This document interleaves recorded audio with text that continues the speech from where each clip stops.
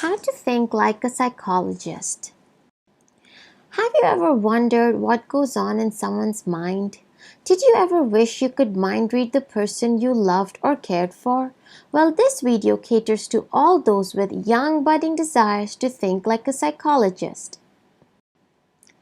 From what I've observed and learned through my own training as a psychologist so far, there are three crucial factors that come into play when thinking like a psychologist, be it with a patient, a friend, or a foe. The first step is mindfulness. The second step is aligning your frequency with the frequency of the person you're talking with. The third step is responding effectively.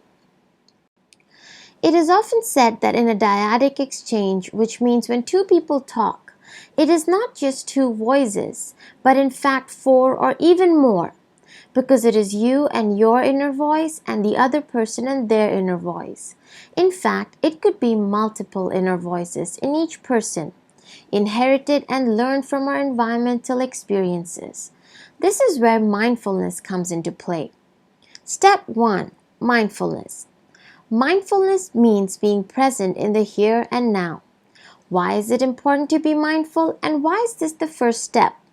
Because when you walk into a dynamic exchange with someone, being present in the here and now helps you be calm, open, attentive or focused, observant, and receptive. Why are these qualities important? Because they help you observe and receive not just the verbal expression from the person you're talking with, but also allow you to study the nonverbal inputs, such as their body language, tone of voice, and facial expressions. Remember, it is extremely helpful to gauge someone's inner world not only through their verbal utterances, but also the nonverbal expressions that complement and even reveal their true emotions or feelings. For example, a person may verbally express that they are happy, but in fact their body language includes a pouting, sad face. This is when your psychological radar must go up. As you can see, there is somewhat of a discrepancy between what they say and what they show.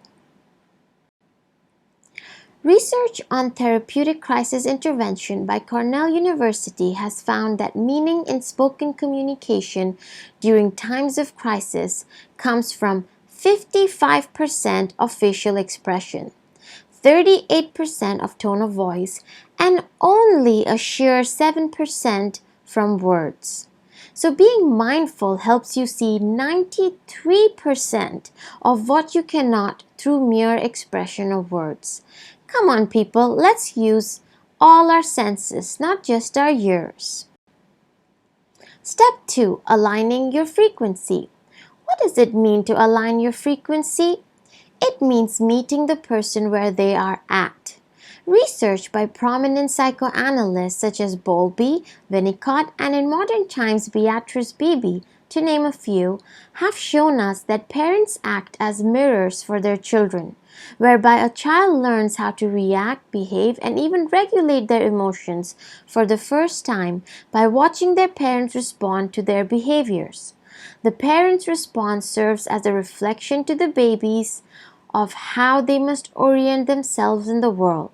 Thus, meeting the person where they are at means acting as a mirror to reflect and help regulate the person's emotions even in adulthood. In modern times and in psychological terminology, this is known as empathy and validation. Why is it important to express empathy and validation? Because it leads to a true and genuine connection. After all, connection is key that opens the doorway to trust and the formation of meaningful relationships.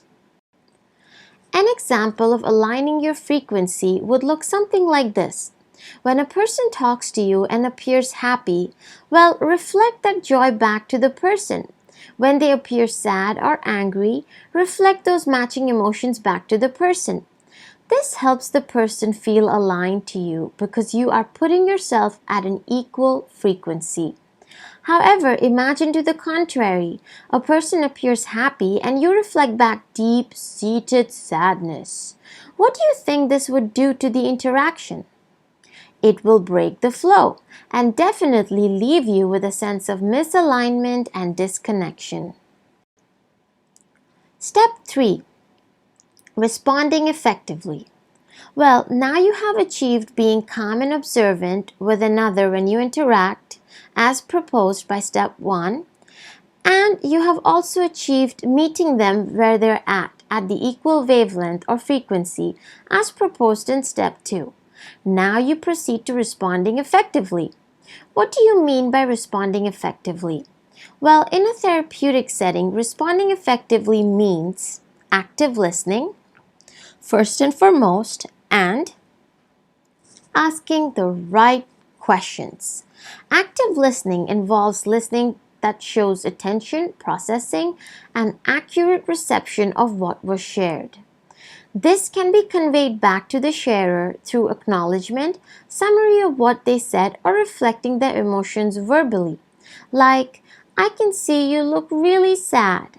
And then asking the right questions, ones that make the other person think in new beneficial ways towards oneself or situation. For example, you could say something like, "For how long do you think you will carry this anger?" Well, it is very situation specific, so do leave a comment with any specific situations you would like to inquire about down below. Lastly, always end with a note of positive acknowledgement and gratitude by expressing how grateful you are that the person shared something valuable about themselves with you.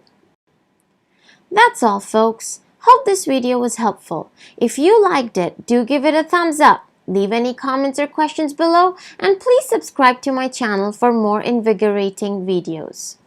Thank you.